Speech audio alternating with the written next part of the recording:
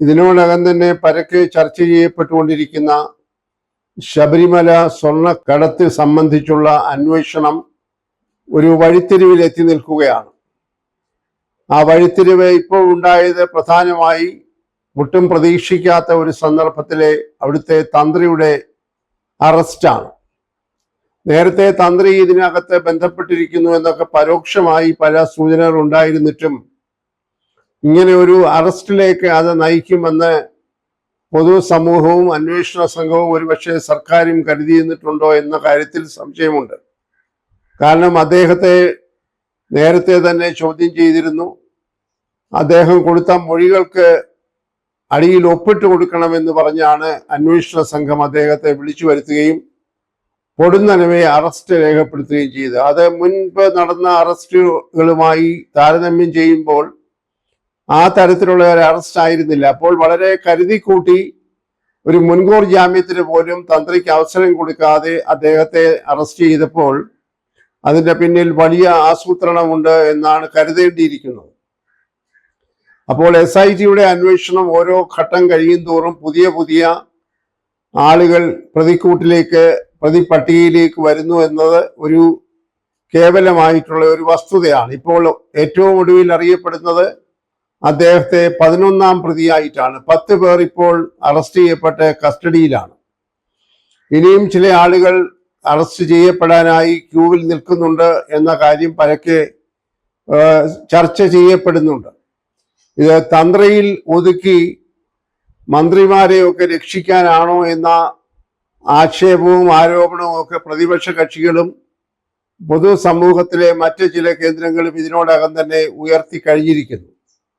ഇവിടെ കാണേണ്ടതായിട്ടുള്ള ഒരു പ്രധാനപ്പെട്ട കാര്യം, ഈ കൊള്ള നടക്കുമ്പോൾ ഉത്തരവാദപ്പെട്ട സ്ഥാനത്തിരുന്നതായിട്ടുള്ള ആളുകൾ തീർച്ചയായും രാഷ്ട്രീയ പാർട്ടികളുടെ പ്രതിനിധികൾ എന്ന രീതിയിൽ അവർക്ക് രാഷ്ട്രീയ കക്ഷിയിൽ നിന്ന്, പ്രത്യേകിച്ച് ഇപ്പോൾ ഭരണത്തിലിരിക്കുന്ന ഗവൺമെന്റിൽ നിന്ന് സംരക്ഷണം ലഭിച്ചിരുന്നു. അപ്പോൾ അങ്ങനെ സംരക്ഷണം ലഭിച്ച് ഈ കൊള്ളയ്ക്ക് കൂട്ടുനിന്നതായിട്ട് പ്രത്യേകിച്ച് മാർക്സിസ്റ്റ് കമ്മ്യൂണിസ്റ്റ് പാർട്ടിയിലെ ഉന്നതന്മാരായ നേതാക്കളായ അന്നത്തെ ദേവസ്വം ബോർഡ് പ്രസിഡന്റുമാരായിരുന്ന പത്മകുമാർ, വാസു തുടങ്ങിയവരൊക്കെ ഇപ്പോൾ കസ്റ്റഡിയിലായിരിക്കുമ്പോൾ അവരെയൊക്കെ നിയമിച്ചതായിട്ടുള്ള രാഷ്ട്രീയ നേതാക്കളും സർക്കാരും ഈ ദേവസ്വം വകുപ്പിന്റെ ഉത്തരവാദിത്തത്തിന് മന്ത്രിമാരും ഒക്കെ ഇതിൽ നിന്ന് മാറി നിൽക്കുന്നത് ഈ അന്വേഷണത്തിന്റെ ഗതിയെ സംബന്ധിച്ചും അന്വേഷണത്തിന്റെ രീതിയെ സംബന്ധിച്ചും പുതിയ ഏറെ സംശയങ്ങൾ ഉണർത്തുന്നുണ്ട്. ഇത് രാഷ്ട്രീയ നേതാക്കന്മാരിൽ നിന്ന് ശ്രദ്ധ മാറ്റുന്നതിന് വേണ്ടി ഈ തന്ത്രിയെ ചുറ്റി ഈ അന്വേഷണം ഏതെങ്കിലും ഘട്ടത്തിൽ അവസാനിപ്പിക്കുമോ എന്ന് പോലും പ്രതിപക്ഷ പാർട്ടികൾ, അതിലെ നേതാക്കൾ സംശയം ഉന്നയിച്ചു തുടങ്ങിക്കഴിഞ്ഞു. ഒരു ഭാഗത്ത് അന്വേഷണ കമ്മീഷന്റെ പ്രവർത്തനത്തെക്കുറിച്ച് തൃപ്തിയുണ്ട് എന്ന് പറഞ്ഞ ബഹുമാനപ്പെട്ട ഹൈക്കോടതി ആ തൃപ്തി ഉണ്ടായതിനു മുൻപ് കടുത്ത നിരീക്ഷണങ്ങൾ ഈ അന്വേഷണ കമ്മീഷന്റെ ഗതിയെ സംബന്ധിച്ച് നടത്തിയിരുന്നു. SIT എന്ന് പറയുന്നതായിട്ടുള്ള ഹൈക്കോടതിയുടെ മേൽനോട്ടത്തിൽ പ്രവർത്തിക്കുന്ന അന്വേഷണ സംഘത്തിലെ ഉദ്യോഗസ്ഥന്മാർ മുഴുവൻ നേരത്തെ പലവട്ടം പറഞ്ഞിട്ടുള്ളത് പോലെ ഈ പിണറായി സർക്കാരിന്റെ ഉദ്യോഗസ്ഥന്മാരാണ്, പോലീസ് ഉദ്യോഗസ്ഥന്മാരാണ്. അപ്പോൾ സ്വാഭാവികമായി ആ പോലീസ് ഉദ്യോഗസ്ഥന്മാർക്ക് ഭരണത്തിലിരിക്കുന്ന സർക്കാരിനോട് വിധേയത്വം ഉണ്ടാവുക എന്ന് പറയുന്നത് ഒരു സാധാരണ സംഗതിയാണ്. അപ്പോൾ ആ വിധേയത്വത്തിന്റെ പിന്നിൽ പ്രവർത്തിക്കുമ്പോൾ സർക്കാരിൽ നേരിട്ട് ബന്ധപ്പെട്ടിരിക്കുന്ന രാഷ്ട്രീയ നേതാക്കളെയും അല്ലെങ്കിൽ മന്ത്രിമാരെയും ഉൾപ്പെടെയുള്ള ആളുകളെ ഇതിന്റെ പ്രതിപട്ടികയിൽ നിന്ന് മാറ്റി നിർത്താനുള്ള ഒരു ശ്രമം ഉണ്ടായിക്കൂടെ എന്ന് സംശയിച്ചാൽ അങ്ങനെ സംശയിക്കുന്നവരെ നമുക്ക് കുറ്റപ്പെടുത്താനാവുകയില്ല. അതുകൊണ്ട് ഈ തന്ത്രിയുടെ അറസ്റ്റ് എന്തോ ഒരു വലിയ സംഭവമാണ് എന്നൊക്കെ വരുത്തി, അത് സർക്കാരിന്റെ വലിയ ഇച്ഛാശക്തിയാണ്, വലിയ നേട്ടമാണ് എന്നൊക്കെ സർക്കാരിന്റെ ആളുകളെ കൊണ്ടും സർക്കാരിലെ രാഷ്ട്രീയ കക്ഷികളുടെ നേതാക്കന്മാരെയൊക്കെ കൊണ്ട് പറഞ്ഞ് പ്രചരിപ്പിച്ച് മുഖം മിനുക്കാൻ ശ്രമിക്കുന്നത് എത്രമാത്രം ആത്മാർത്ഥതയോടെ ആണ് എന്ന് വരും ദിവസങ്ങളിൽ മാത്രമേ തെളിയുകയുള്ളൂ. ഇത് പലവട്ടം പലരും സംശയിക്കുന്നത് ഈ തന്ത്രി ഇതിനകത്ത് പങ്കാളിയാണോ എന്ന കാര്യത്തെ സംബന്ധിച്ചൊക്കെ അന്വേഷണത്തിന്റെ വിശദാംശങ്ങളിലൂടെ മാത്രമേ കൂടുതൽ പുറത്തു വരാൻ കഴിയുകയുള്ളൂ. അല്ലെങ്കിൽ അതൊക്കെ ഇനി വരേണ്ടതായിട്ടിരിക്കുന്നു.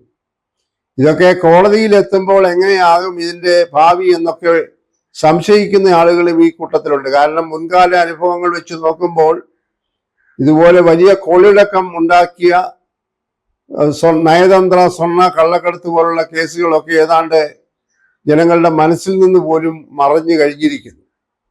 അങ്ങനെയൊക്കെയുള്ള ഒരു പശ്ചാത്തലത്തിൽ ഇതുപോലെയുള്ള കേസുകളെ സംബന്ധിച്ചും അന്വേഷണം എവിടെ എത്തുമെന്നും അതിൽ ആരൊക്കെ ശിക്ഷിക്കപ്പെടുമെന്നും ഒക്കെയുള്ള കാര്യത്തിൽ വലിയ സംശയങ്ങൾ പല കോണുകളിൽ നിന്ന് വരുന്നുണ്ട്. അപ്പോൾ ഈ അന്വേഷണത്തിന്റെ ഒരു ഗതി ഇപ്പോൾ ഈ തന്ത്രിയിൽ എത്തി നിൽക്കുന്നെങ്കിലും ഇതിന്റെ മുന്നോട്ടുള്ള പോക്ക് എങ്ങനെയായിരിക്കുമെന്നുള്ളതിനെ കുറിച്ച് പ്രധാനപ്പെട്ട പല ആളുകളും, നേതാക്കന്മാർ ഉൾപ്പെടെയുള്ള ആളുകൾ, രാഷ്ട്രീയ കക്ഷി നേതാക്കളും സാമൂഹ്യ പ്രവർത്തകരും ഒക്കെ സംശയങ്ങൾ ഉന്നയിക്കുന്നുണ്ട്. അവരുടെ ഈ തന്ത്രിയുടെ അറസ്റ്റോടുകൂടി കാര്യങ്ങളെല്ലാം ഭംഗിയായി പൂർത്തിയായി എന്ന ഒരു സന്ദേശം ബോധപൂർവം മാർക്സിസ്റ്റ് കമ്മ്യൂണിസ്റ്റ് പാർട്ടി കൊടുക്കുന്നത് അവരിലെ നേതാക്കന്മാരിലേക്കോ അല്ലെ അന്ന് അധികാരത്തിലിരുന്ന മന്ത്രിമാരിലേക്കോ ഒക്കെ അന്വേഷണം പോകാതിരിക്കാനുള്ള ഒരു ബോധപൂർവമായിട്ടുള്ള ശ്രമമാണോ എന്ന് സംശയിച്ചാലും, അങ്ങനെ സംശയിക്കുന്നവരെയും നമ്മൾക്കൊരു കാരണവശാലും അത് തെറ്റാണെന്ന് പറയാനായി സാധ്യമല്ല. അപ്പോൾ ഈ അന്വേഷണം യഥാർത്ഥത്തിൽ ശബരിമല സ്വർണ്ണക്കൊള്ള ഇടതുപക്ഷ ജനാധിപത്യ മുന്നണിയെ വളരെ സാരമായി ദോഷകരമായി ബാധിച്ചു എന്നത് ആ പാർട്ടിക്കുള്ളിലും ആ സഖ്യകക്ഷികൾക്കുള്ളിലും ഒക്കെ പരക്കെ ചർച്ചയായിട്ടുണ്ട്. അതിന്റെ ഏറ്റവും വലിയ ഒരു ഉദാഹരണമായി അവർ തന്നെ പറയാതെ പറഞ്ഞ് സമ്മതിക്കുന്നത് ഇക്കഴിഞ്ഞ തദ്ദേശ സ്വയംഭരണ തെരഞ്ഞെടുപ്പിൽ അവർക്കുണ്ടായ തിരിച്ചടിയാണ്. അപ്പോൾ ശബരിമലയിലെ സ്വർണ്ണക്കൊള്ളയെ സംബന്ധിക്കുന്ന വിഷയം ഇപ്പോഴും സജീവമായി പൊതുസമൂഹത്തിൽ നിൽക്കുകയാണ്. അവിടുത്തെ കോടിക്കണക്കിന് വിശ്വാസികളുടെ വികാരങ്ങൾ വ്രണപ്പെട്ടത് ഇപ്പോഴും സുഖമായിട്ടില്ല എന്നതാണ് പരമമായ സത്യം. ഇപ്പോൾ നല്ല ഒരു ഭാഗം വിശ്വാസികൾ പോലും വളരെ അസ്വസ്ഥരാണ്. തന്ത്രി എന്നൊക്കെ പറയുന്നത് അവിടുത്തെ പൂജാകർമ്മങ്ങൾ അല്ലെ കർമ്മങ്ങളൊക്കെ നടത്തുന്നതിൽ ഏറ്റവും പ്രധാനിയാണ്. തന്ത്രി അവിടുത്തെ ഒരു ആത്മീയ പുരോഹിതൻ എന്ന രീതിയിൽ, മഹാപുരോഹിതൻ എന്ന രീതിയിൽ സമൂഹമാകെ അയ്യപ്പ വിശ്വാസികളൊക്കെ പരിഗണിച്ചിരുന്ന ഒരു വലിയ വ്യക്തിയാണ്. ആത്മീയ നേതാവാണ്, ഒരു മുഖ്യ കാർമ്മികനാണ്.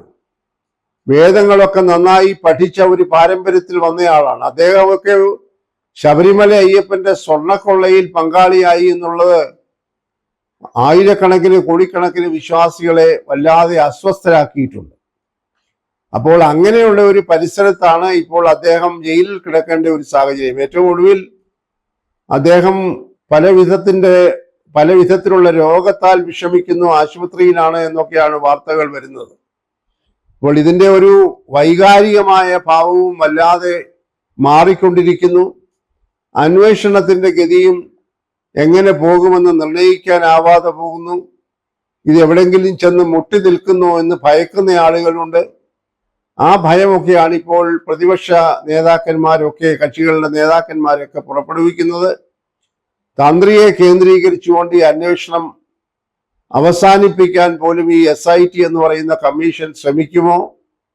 മറ്റുള്ള ആളുകൾ ഈ ഒരു ഉദാസീനമായ ഒരു നിലപാട് ഏതെങ്കിലും കാരണവശാൽ കമ്മീഷൻ എടുത്താൽ അവർ രക്ഷപ്പെടുമോ എന്നുള്ള ചോദ്യങ്ങളൊക്കെ ഇപ്പോൾ സമൂഹം ചർച്ച ചെയ്തുകൊണ്ടിരിക്കുകയാണ്.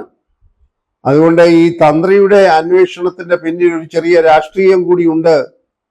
തന്ത്രിയുടെ അറസ്റ്റിൽ ഒരു രാഷ്ട്രീയം കൂടെ ഉണ്ട് എന്ന് കരുതിയാൽ പോലും അധികപ്പറ്റാവുകയില്ല.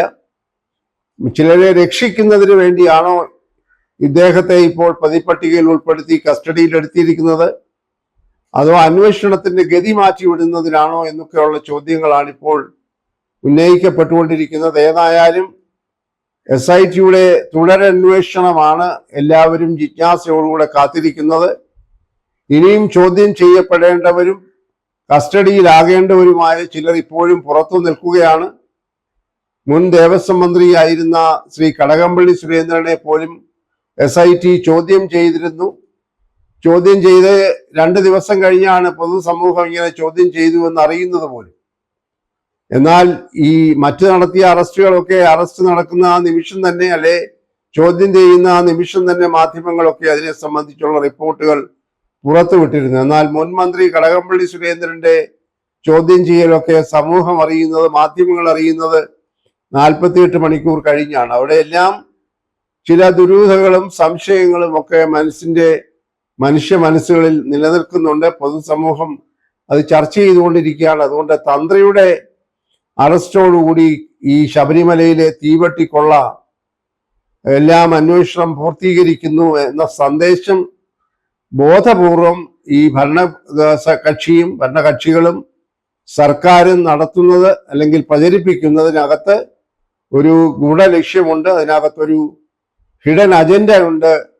CPM-നും CPM-നോടൊപ്പം നിൽക്കുന്ന സഖ്യകക്ഷികൾക്കും ഗവൺമെന്റിനും എന്ന് വേണം കരുതാൻ ഈ ഒരു സന്ദർഭത്തിൽ എന്നാണ് പൊതുവെ വിലയിരുത്തപ്പെടുന്നത്.